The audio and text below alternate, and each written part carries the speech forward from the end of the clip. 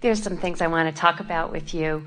For a while, I've been thinking that I want to do something else. I want to move on. Because? Change? You want change? Yeah. I think I want to be rich and famous, and I want to make a difference in the world. And I've been really enjoying what I've been doing now. Do you have to be rich and famous to make a difference? Do those two go together? Do they have to go together? No, it's like the rich and famous would be for me. Those are just independent desires. Yeah. Yes. And I just wonder if you have any insight about that for me. Well, personally. We can clearly say to you that you can be or do or have anything that you choose. We love the energy rustle that's going out around in you, because you're saying, I have concluded as I've been observing myself that I fear change. Yeah. And then you say, and I want more change than almost anybody that I've ever known. So we say, all in good time, but those two intentions or those two statements are not going very well together, are they? No. And so diffuse them by saying, everything's unfolding wonderfully. And I can feel the power of my desire to have value. That's the thing that we feel within you most powerfully. In other words, you talk about being rich and famous, and we don't think that you can add value in a really powerful way without finding some of all of that. In other words, we think that they sort of all go hand in hand. But it is our encouragement to you to focus upon the thing that you can feel the most powerful within you, and that is your desire to uplift. And as you focus upon your desire to uplift, and you make statements to yourself such as, well, I'm not sure exactly how this will unfold, but I know that I will always be in that sort of environment. Then you sort of put yourself in a place where you are more ready to allow the next door that will open, and it won't feel so strange under those conditions.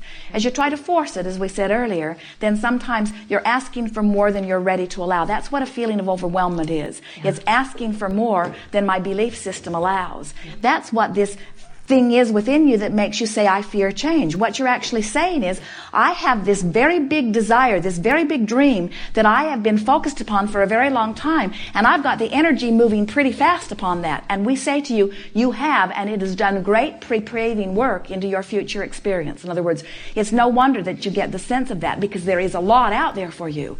But then you take this other thing that you've been dragging around for a while and beating the drum of that says, but I fear change. And we say, what that is a sort of wisdom within you that's letting you know that you're not wanting to get your desire moving too far ahead of your belief.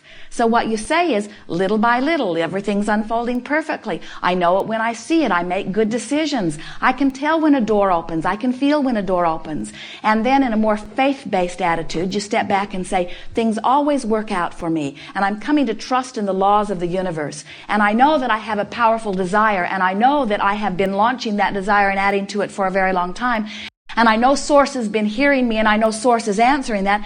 And now I'm just working on letting it in. I'm just working on letting it in. A little change here and a little change there. Nothing that I can't handle. I get to make every decision on my own.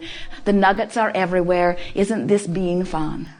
And then we want to bring you back around finally to this realization that this desire to be rich and famous and an uplifter, all good intentions. But we want to give you something here that's going to go a long way in soothing all of this.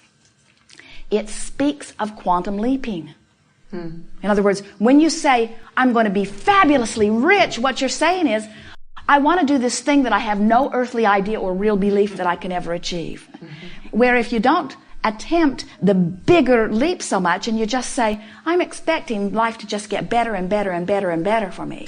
And I know each phase that it does get better, the next step is really better and really better and really better. And I know that it's going to be better and better and better, and I'm so joyous on this journey. It is the in the now, right now feeling that life is really about. So when you say, I want to be really famous or have really a lot of money, there's an underlying thing that you are saying really loudly that says, I'm really not where I really want to be.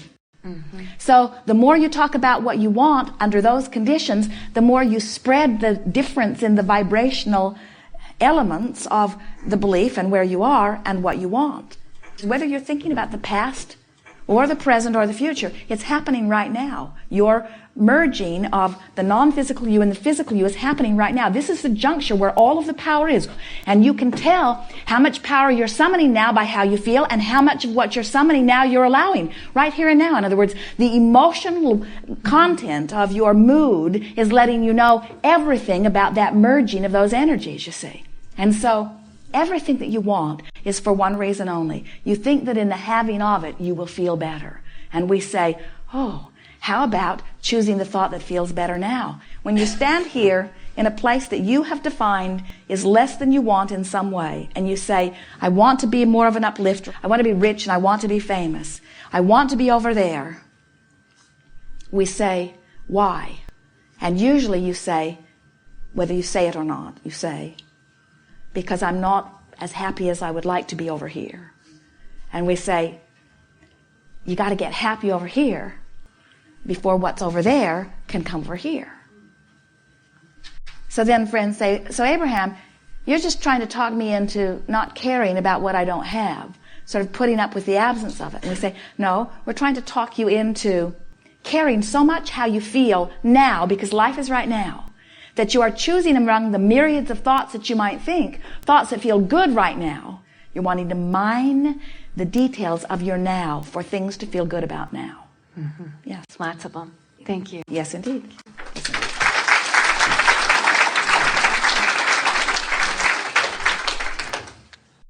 Allowing is wanting so much to feel good because you want so much to be in sync with the source that is you, that you look for thoughts, whether you are perusing the past in your memory or the present in your observing, or the future in your expectation or visualization. As you are looking for that which feels good when you find it, you are practicing the art of allowing. And the more you do that, the more you vibrate there. The more you vibrate there, the easier it is, because law of attraction is always helping you out. So when we talk about the art of allowing, we're really talking about the path of least resistance. Path of least resistance is a less positive way of saying it, but it really means the same thing. It's sort of like getting in the stream and going with the flow. And the stream is a stream of well-being. That's the first and most important premise that we want you to acknowledge. The stream is a stream of well-being, utter well-being. And so it is your legacy, it is your expectation. You knew when you came into these physical bodies that you would thrive. And you knew you would have a guidance system that would let you know whether you were on your path of thriving or not. So the art of allowing is choosing the thought that causes me to offer a vibration that has no resistance and therefore does not disallow the source that is me. Imagine that you meet a friend, and this is a friend that you trust very much. And the friend says to you, I want to take you on a very wonderful journey. And you say, where are we going? And your friend says, well, you probably aren't going to recognize much of it, but I promise you, it's going to be delightful. It's going to be really fun. It will be fulfilling in ways that I cannot describe easily. And you say, well, it sounds good.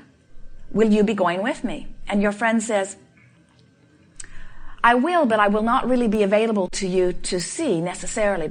And you say, well, that makes me feel insecure. You're taking me to a place that I'm unaware of, and you're not going to be there. How will I know if I'm making the best of it?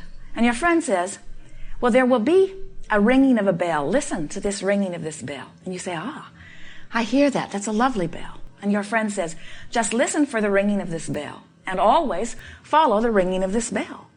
And as you follow the ringing of this bell, your path will unfold. It will surprise and delight you. It will always feel good. You will thrive in all ways. It will be the adventure of all adventures. It will be a glorious time. And you say, sounds good, let me at it. And off you go. And you can hear the ringing of the bell. Oh, this glorious bell. It makes your heart sing just to hear it. And sure enough, as you follow the ringing of the bell, wonderful things are happening to you. People are kind to you. People are nice to you. People are deliberate around you. Your world is unfolding perfectly. Your body feels wonderful. You see things that are so amazing. You're so happy you've taken this trip. And then you hear some clamoring over there that gets your attention, and you turn your attention to it. And while you turn your attention to it, you don't realize it, but you're no longer hearing the ringing of the bell, but there's something over there very loud that's gotten your attention. And so you give your attention to it, and as you give your attention to it, you notice you don't feel very good, and your path gets sort of dimmer and darker, and not nearly as lovely things are there. And then in time, you meet up with your friend again, and you say, I went and I didn't have a very good time. Why would I go forth into an environment that is so unpleasant? And your friend said, well, did you follow the ringing of the bell? And you say, well, for a while I did. And your friend said, well, how did things go when you were following the ringing of the bell? Well, things went pretty good then. Well, what happened? Well, I don't know. Something just sort of drowned it out. And then I couldn't hear it, and then I stopped listening for it. Is this ringing any bells with you? The emotions that you feel, that joy, that elation, that passion, that enthusiasm, that's that ringing bell. And as you are following the ringing of that bell, you are always in vibrational alignment with that which is your source. If you are letting other things that are clamoring in your environment get your attention, and you begin paying more attention to what's going wrong, and you forget to listen for the ringing of that joyous bell, then sometimes you say to us, Abraham, why would I come forth into this physical body? You said I am pure positive energy from non-physical. Why would I come forth into this dense human energy where there is so much contrast and so many things going wrong? And we say, you chose this contrasting experience because you knew that out of the contrast would be born the new desire. And you are a creator on the leading edge of thought. And you wanted that leading edge creative experience. You said, I will go forth into the environment and I will pay attention to the way I feel. And I will choose thoughts that I can feel alignment with Source. And I will live happily, eternally, ever after. And so here we all are, living eternally, happily ever after together, fine-tuning. And what the art of allowing really is, what this workshop is about, the value that it can be for you if you want and if you will allow it, is it will help you to reconnect consciously with that ringing bell so that you will never again be off your path. And as you begin listening for the bell, you begin to realize that the path is not a narrow path. It's a very wide path. There are many, many, many, many, many, many, many, many, many paths that lead you along your joyful experience. Not just one, many, many, many, many, many. And they open constantly. For every desire that you have launched, you have amended it thousands and thousands and thousands of times. And Source has heard every amendment and has made the appropriate additions. Circumstances and events have been aligned in order to assist you in the receiving of what you've been amending in terms of your decisions. You never get it done. You never stop adding. And Source never stops responding to your desire. Your work is to get into vibrational alignment with what you are asking for. We want you to realize that for every desire that you hold now, there are 5, 10, 15, 20, 25, 30, 35, 40, 45, 50, 55, many circumstances and events lined up for the fulfillment of what you want. So that's what we mean when we say there are many paths. Not just one narrow path that you have to rigidly find and then doggedly and determinedly stay upon. The path keeps opening before you, continues to open before you, because all that is aware of you and is constantly assisting you in the achievement of the creation that you are about. We are eager to talk with you about anything that is important to you. Nothing is off limits. The gathering really is about whatever it is you are wanting to talk about. You will notice that we are not eager to help you beat the drum that is not pleasing you. We see our greatest value to you in assisting you in shifting your feeling from what is going wrong to wouldn't it be nice if. We want to assist you in achieving vibrational harmony with your desires, because we know that that's the last piece that needs to fall into place. When you fall into alignment with what you want, manifestation occurs. You are ready to begin? You came to talk about some things. You did.